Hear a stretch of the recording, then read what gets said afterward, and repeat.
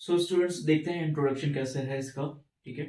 अब क्या होता है कि एंशियंट इंडियंस और ग्रीक, सो इन दोनों के में सेम एरा में एक ये सब रिसर्च करते रहते थे। ठीक है, ये अपने ही एक लेवल पर रिसर्च करते थे।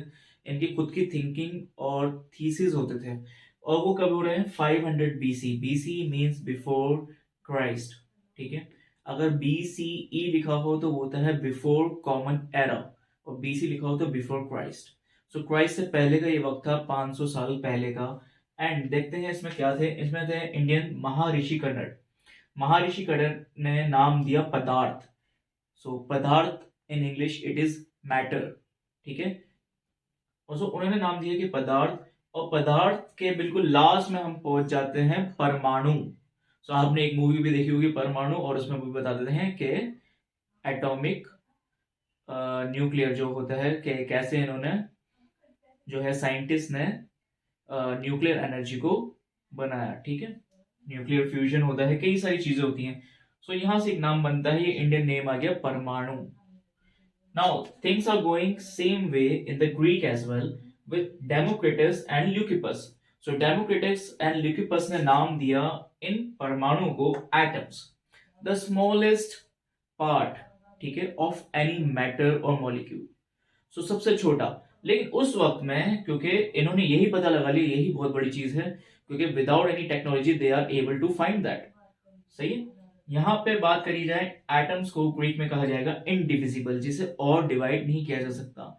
बट जैसे जैसे हम मॉडर्न एरा में आते रहे, हमें बहुत सारी टेक्नोलॉजिकल चीजें पता लगने लगी और हम डिस्कवरीज करने लगे। And which happens in the 18th century when Antoine L.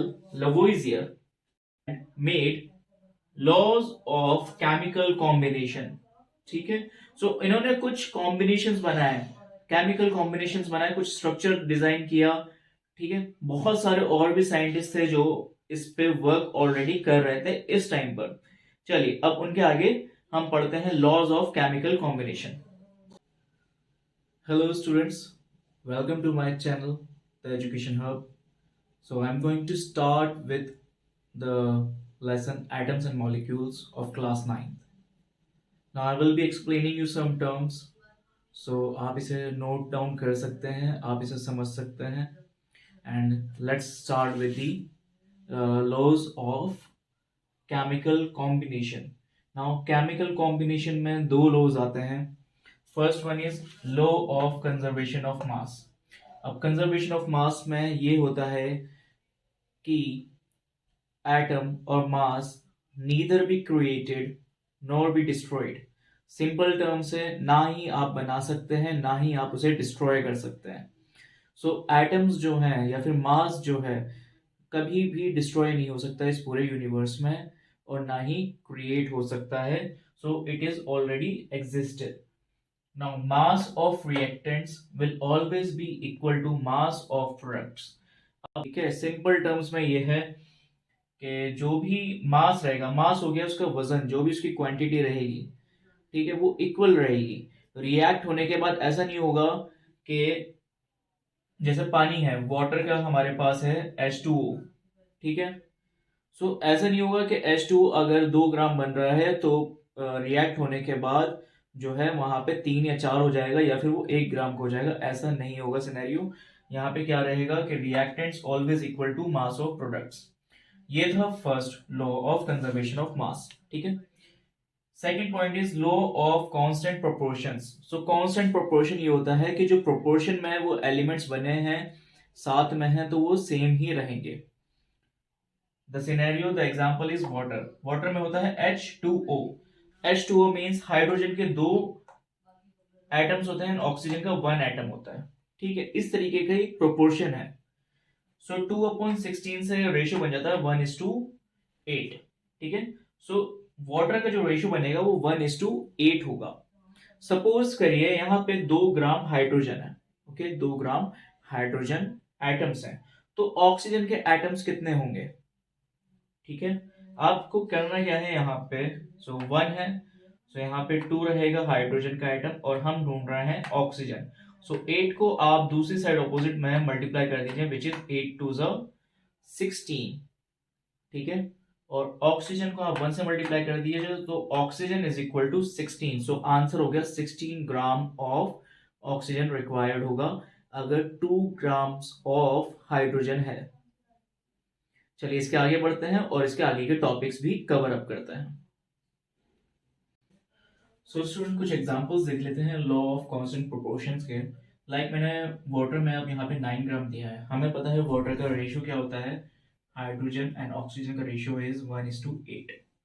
ठीक है, सो ये मास से रिलेटेड होता है। अगर यहाँ पे H2O कंबाइन 9 ग्राम है तो हम उसे डिफाइन कर सकते हैं हाइड्रोजन एंड ऑक्सीजन कितने ग्राम है। सो वेरी सिंपल, अगर 9 ग्राम है it means 1 gram is hydrogen and 8 gram is oxygen.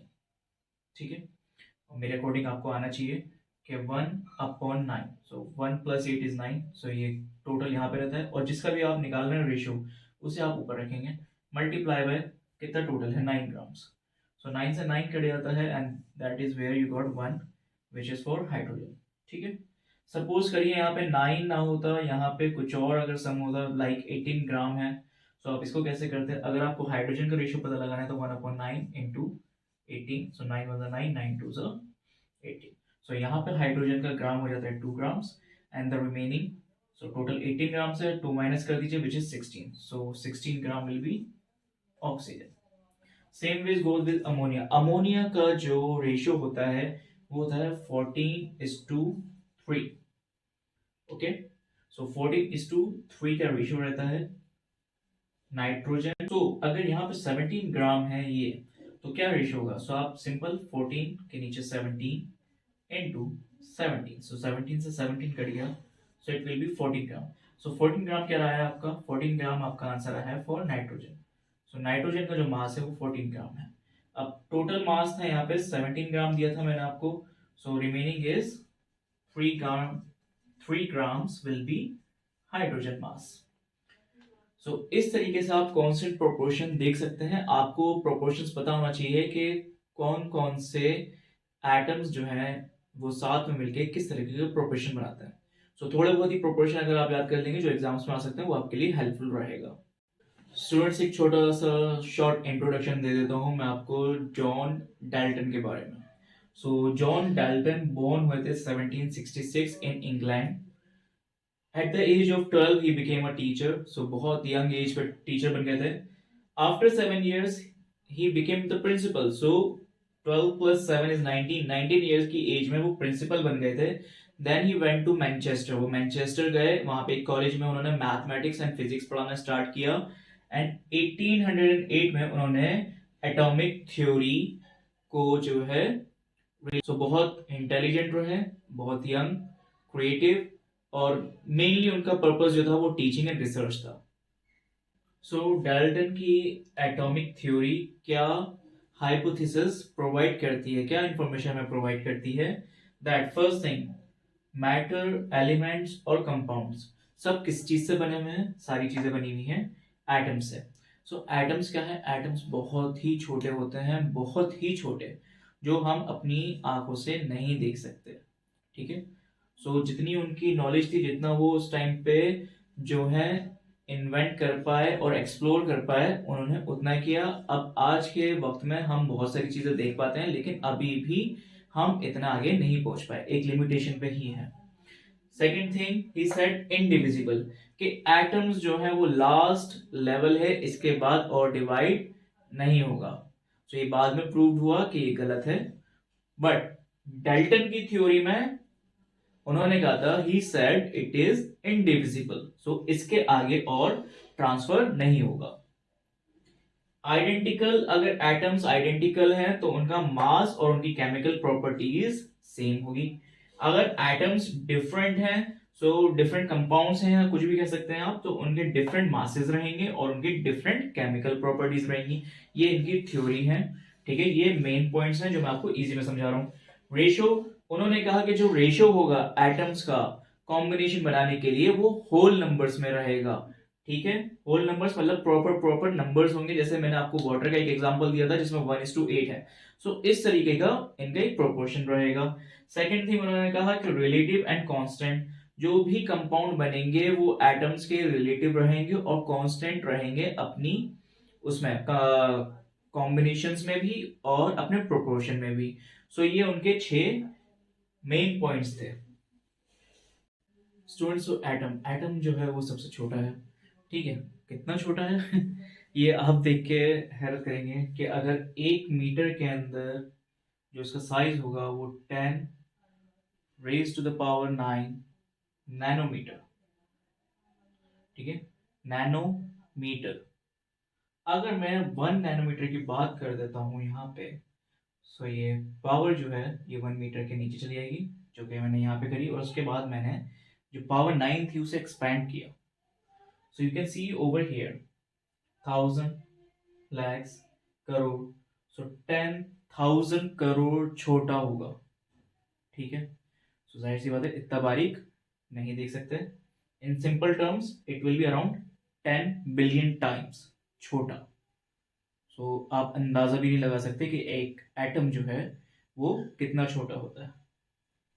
चलिए, ये तो हो गया एटम के साइज के बारे में बात। यहाँ पे टर्म्स जो है हम हर एलिमेंट को देते हैं और वो आती है IUPAC से। सो पहले जो थी, जहां पे एटम मिला, कोई नया एलिमेंट मिला, उसे उसकी जगह पे उसके नाम से कनेक्ट कर दिया। लाइक साइप्रस में मिला था कॉपर। ठीक है, सो साइप्रस से एक कॉपर का नाम दे दिया। इसी तरीके से बाकी एलिमेंट्स भी हुए, बट अब एक यूनियन बन गई। ये है international union of pure applied chemistry. ठीक है, इस टर्म को याद कर लीजिएगा, हो सकता है क्वेश्चन में आ जाए। इन्होंने क्या करा, इन्होंने पहली बना दी कि हर एक एलिमेंट का फर्स्ट लेटर कैपिटल रहेगा। लाइक हाइड्रोजन से H बना दिया, एल्यूमिनियम से A capital L small, cobalt से C कैपिटल O स्मॉल। ठीक है, इनकी दूसरी डिग्री ये थी कि लाइक क्लोरीन, सो क्लोरीन में H हटा के इन्होंने Cl बना दिया, C capital L small. Zinc में से इन्होंने हाई हटा दिया, then zinc capital Z capital N small. Right, कुछ टर्म्स जो बनी वो बनी है हमारी लैटिन, जर्मन, ग्रीक से। अब यहां पे 3 लैटिन टर्म्स हैं। Ferrum, ferrum is Fe which is iron. ठीक है, सो आयरन को जो है Fe कहा जाता है। Natrium, natrium is Na, in terms it is sodium. ठीक है, Na आपको पता ही है कि सोडियम होता है, बट उसका लैटिन वर्ड है नाइट्रियम। केलियम, केलियम इज K, और आपको पता है K इज फॉर पोटेशियम। ठीक है, सो पोटेशियम के लिए K यूज होता है। So these are the terms. So guys, small atoms जो हैं वो कंबाइन होके बनते हैं मॉलिक्यूल्स। ठीक है, so a group of atom can be molecule. अब कभी कभार ऐसा भी होता है कि एक सिंगल एटम भी मॉलिक्यूल रहता है। ठीक है, सो बहुत सारे इसमें चीज़ें होती हैं। Now molecules are of same type. So जो भी एलिमेंट्स होंगे, एटम होगा, वो सेम टाइप का एक मॉलिक्यूल बनाएगा। ठीक, they can be monoatomic, diatomic and polyatomic. So मैं आपको ये एक्सप्लेन कर दूंगा कि मोनो एटॉमिक कौन से हैं, डाई एटॉमिक कौन से हैं एंड पॉली एटॉमिक कौन से हैं। ठीक है, इनका प्रोपोर्शन जो रहेगा वो सेम रहेगा। सो एटम्स जब कंबाइन होके कुछ मॉलिक्यूल्स बनेंगे, मान लीजिए different set of atoms, so different atoms when combined together, so they will form in a proportion. Alright, चलिए स्टूडेंट्स, सो वैलेंसी के बारे में पढ़ते हैं कि वैलेंसी क्या होती है। सो एटम्स के अंदर कुछ शेल्स होते हैं और उन शेल से हम जो है वैलेंसी को डिफाइन करते हैं। सो एक एटम के अंदर अंदर वाला जो पार्ट होता है वो न्यूट्रॉन और प्रोटॉन साथ का होता है। उसके बाहर जो है इलेक्ट्रॉन की कॉन्फ़िगरेशन बनाई जाती है। फर्स्ट शेल में सिर्फ 2 ही इलेक्ट्रॉन्स आ सकते हैं एंड उसके बाद जो है 8 के ऑक्टेन बनते हैं। ओके, सपोज करिए मैं बात कर रहा हूँ यहाँ पे हीलियम की। सो हीलियम का एटॉमिक मास जो है वो 2 है। ठीक है, सो यहाँ पे जो है उसके पास इलेक्ट्रॉन की कॉन्फ़िगरेशन 2 है, तो वो फिल हो गई। सो ना उसे गेन करने की जरूरत है, ना ही उसे लूज करने की जरूरत है। That is why valency is 0। Atom को स्टेबल बनना है। स्टेबल वो कैसे बन सकता है? इधर लूज करके, इधर गेन करके और इधर शेयर करके। सो हम यहाँ पे देख सकते हैं कि कार्बन का जो एटॉमिक नंबर है वो 6 है, ठीक है। तो यहाँ पे आप देख सकते हैं उसके दो शेल यहाँ पे फिल हो जाएंगे, उसके पास 6 बचे, 1 2 3 4। अब 6 हो गया, 1 2 3 4 5 6। तो यहाँ पे अभी जो है उसके पास 4 इलेक्ट्रॉन्स की बाहर की शेल में जगह खाली है, ठीक है, इक्वल है। तो इस वजह से वो शेयर करेगा। सो आप ये याद रखिएगा, शेल्स के अंदर, बाहर की शेल्स के अंदर 1 2 3 होंगे अगर इलेक्ट्रॉन्स, तो वो लूज करेंगे। अगर शेल्स में 5 6 एंड 7 है तो वो गेन करेंगे। अगर बाहर की शेल में 4 खाली है जगह, ठीक है, सो वो शेयर करेंगे। एंड अगर वहां पे एक ऑक्टेट बन गया है, 8 इलेक्ट्रॉन्स हैं उसकी आउटर शेल में, it means that is a noble gas configuration. So वो नोबल गैस कन्फिगरेशन में रहता है, ना उसे जरूरत है देने की, ना उसे जरूरत है लेने की, और ना ही शेयर करने की, ठीक है। हीलियम, आर्गन, सो इस तरीके के एटम्स होते हैं, एलिमेंट्स होते हैं जो नोबल गैस कन्फिगरेशन में आ जाते हैं, जिन्हें जरूरत नहीं होती। इसके अलावा कार्बन को शेयर करना पड़ता है। यहाँ पे बोरोन है, सो बोरोन के पास 3 प्लस में रहेगा, पॉजिटिव में रहेगा, ठीक है। लाइक ऑक्सीजन, ऑक्सीजन के पास 2 है क्योंकि ऑक्सीजन का एटॉमिक नंबर है, सो ऑक्सीजन का जो एटॉमिक नंबर है वो है 8,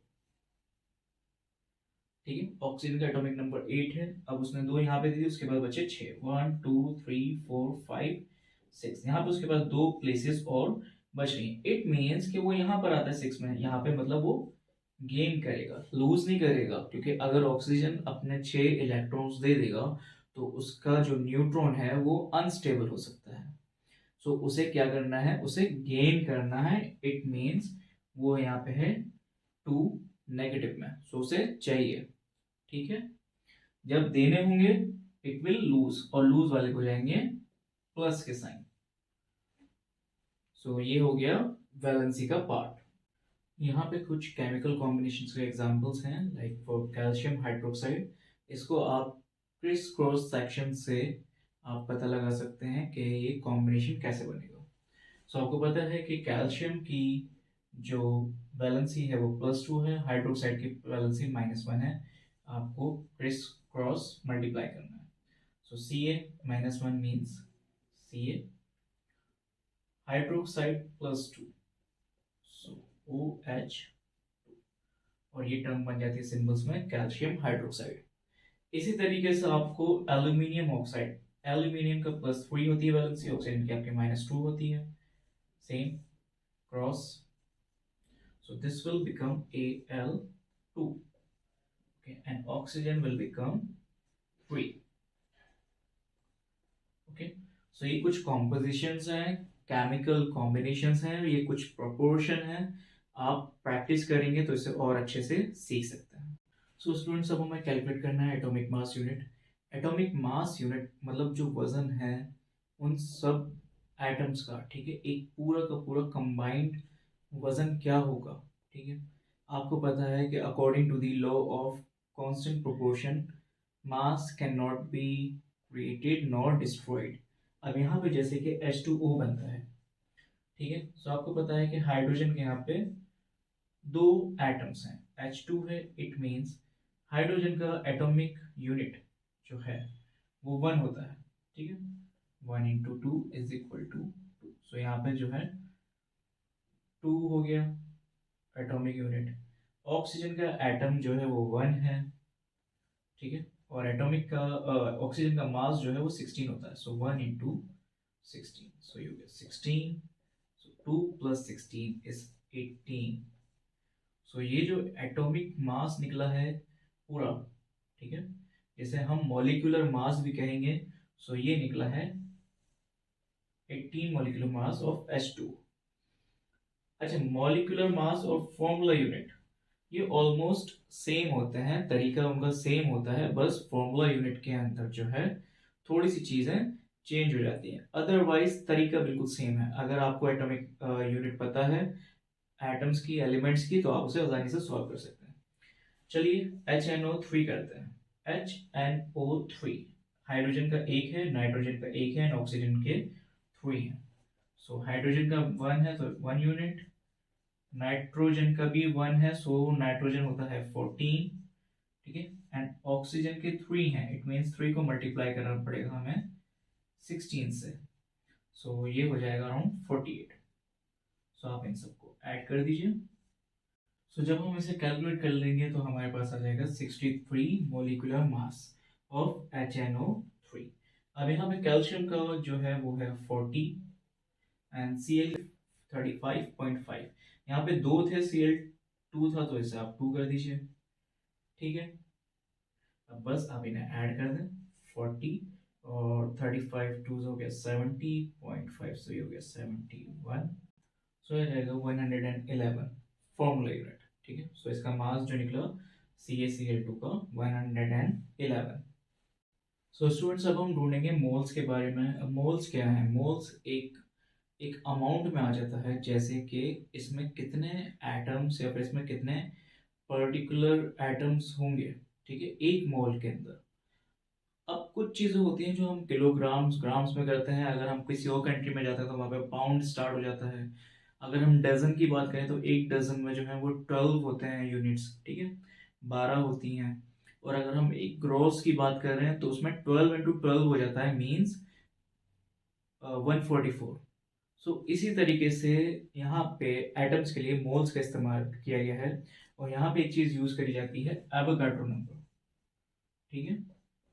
सो Na Avogadro number which is 6.022 into 10 power 23, ठीक है। ये एक नंबर होता है। अब इसका इस्तेमाल कहाँ होता है वो भी मैं आपको सिखा देता हूँ। पहले हम हीलियम गैस हमें दी है यहाँ पे, और उसकी क्वांटिटी है, मास है उसका 52 ग्राम्स। हमें पता लगाना है उसमें कितना मोल्स होंगे, ठीक है। Gm means given mass. अब गिवन मास हमें क्या दिया है? 52, सो हमें 52 मास दे दिया। Molecular mass of helium is 4, ठीक है। उसकी एटॉमिक यूनिट जो होती है वो 2 होती है, तो मॉलिक्यूलर मास जो है वो 4 है। आपको लर्न करना पड़ेगा, रिवाइज करना पड़ेगा कई चीज़ें कई बार, तो प्रैक्टिस से आपको आ जाएगा ना। 4 हियर, सो ये कट जाएंगे,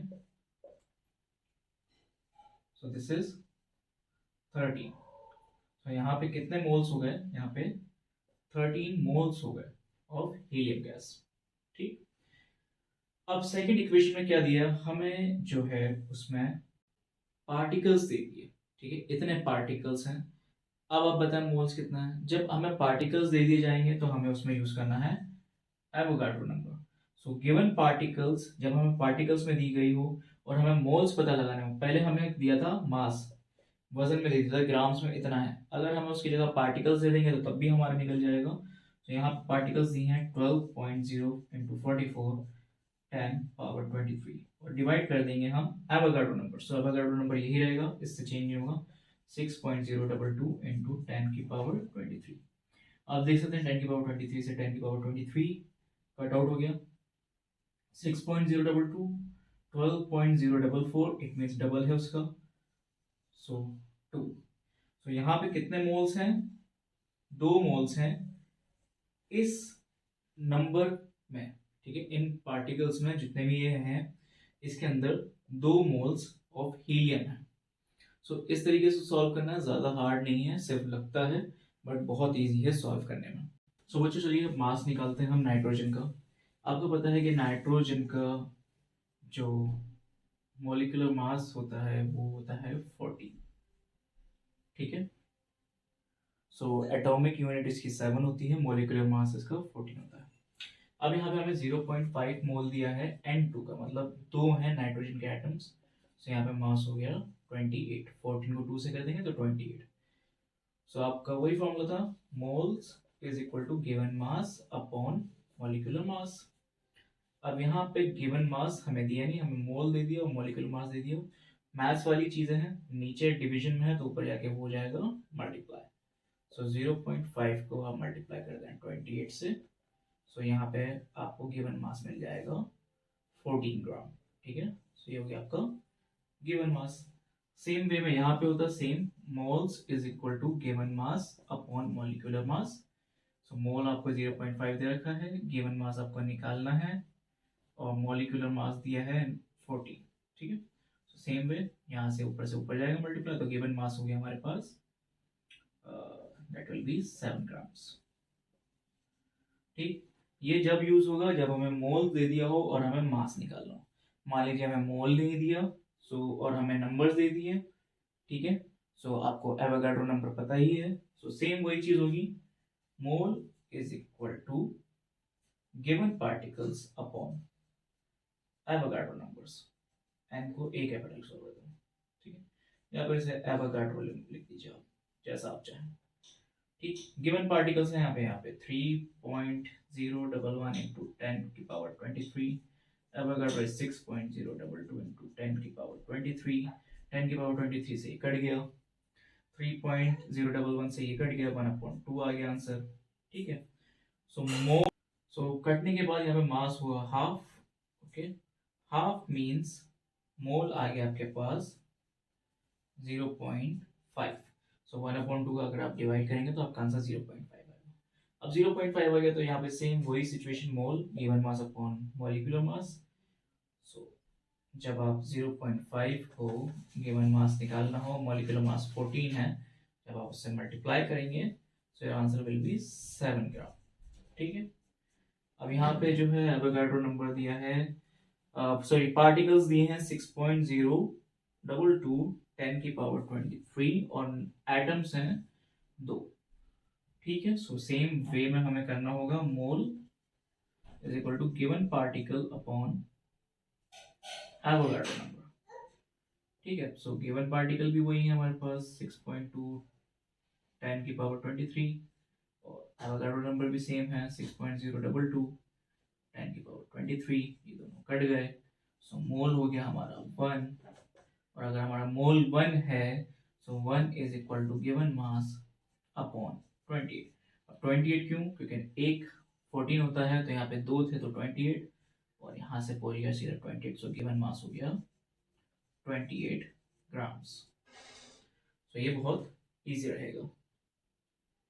सो स्टूडेंट्स, अब हमें यहाँ पे पार्टिकल्स थे, पहले हमें मास निकालना था, अब हमें पार्टिकल्स निकालने हैं। ठीक है, हमें यहाँ पे कुछ इन्फॉर्मेशन दे दी जाएंगी क्वेश्चंस के अंदर, जैसे कि यहाँ पे है 46 ग्राम्स ऑफ सोडियम। सो 46 ग्राम है हमें गिवन मास, और सोडियम का molar mass means molecular mass क्या होता है, which is 23। So formula same वही है, given mass upon molar mass. इससे क्या निकलता है आपका, मोल। याद होगा आपको, गिवन मास से मोलर मास अगर आप डिवाइड करेंगे तो आपको मोल निकलेगा, और मोल को अगर आप एवोगाड्रो नंबर से मल्टीप्लाई करेंगे तो आपको मिल जाएंगे पार्टिकल्स। कितना इजी है, 46 ग्राम है गिवन मास, मोलर मास है 23, सो 23 1 2 होता है 46। अब जाहिर सी बात है, आप इस नंबर को छोड़ दीजिए, आप यहाँ पे मल्टीप्लाई कर दीजिए, 2 2 4, 2 2 4, 2 0 0, 2 6 12 इंटू 10 की पावर 23। सो आ गया आपके पार्टिकल्स सोडियम के। So easy. Now 8 gram of oxygen O2 है। ठीक है, सो O2 का मोलर मास क्या होगा, 16 तो होता है एक ऑक्सीजन का, तो 2 का हो गया 32। सो हमारे पास मोलर मास आ गया, हमारे पास गिवन मास भी है, given mass upon molar mass into Avogadro number, 8 1 8 4। ठीक, तो ये 4 हो गया। अब इसको आप डिवाइड कर दीजिए, इस पार्ट को रहने दीजिए, सिर्फ इसे डिवाइड कर दीजिए, 4 1। ठीक है, यहाँ पे 2 बचा, आगे 20 है, 4 5 20, सो आगे 22 है। ठीक है, सो 2 तो हो नहीं सकता तो आप 0 ले लीजिए, सो अभी आगे 22, अगेन 4 5 20। ठीक है, और ये आगे चलता जाएगा, सो आप यहीं पे से छोड़ दीजिए, 1.505 इंटू 10 पावर 23, सो आपको मिलेगा गिवन पार्टिकल्स। अब यहाँ पे है 0.1 मोल ऑफ कार्बन। कार्बन का 1 मोल में पार्टिकल कितना होगा, मैंने आपको पहले ही बता दिया था यहाँ पे कि मोल को अगर आप मल्टीप्लाई करेंगे एवोगाड्रो नंबर से आपको मिल जाएंगे पार्टिकल्स। अगर कहीं पे भी आपको मोल दे दिया जाए किसी भी एटम का, किसी भी एलिमेंट का, आप उसे सीधा डायरेक्टली मल्टीप्लाई करें एवोगाड्रो नंबर से और आपको पार्टिकल्स मिल जाएंगे।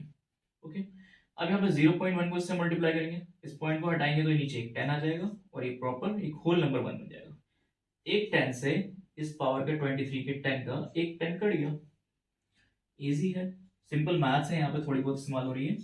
सो यहाँ पे पार्टिकल्स क्या हुआ, 1 से इस नंबर को मल्टीप्लाई करेंगे तो सेम रहेगा, इट मीन 6.022 इंटू, यहाँ पे अब 23 नहीं रहे, अब हो गए 10 की पावर 22। सो ये था इसका लॉजिक। सो बहुत इजी कैलकुलेशंस होती हैं, मैथ्स की तरह थोड़ा बहुत होता है, आप कर लेंगे तो इजीली सॉल्व हो जाएगा। अगर आपको ये वीडियो अच्छी लगी हो तो प्लीज़ लाइक करें, शेयर करें, subscribe my channel as well. Thank you students, take care.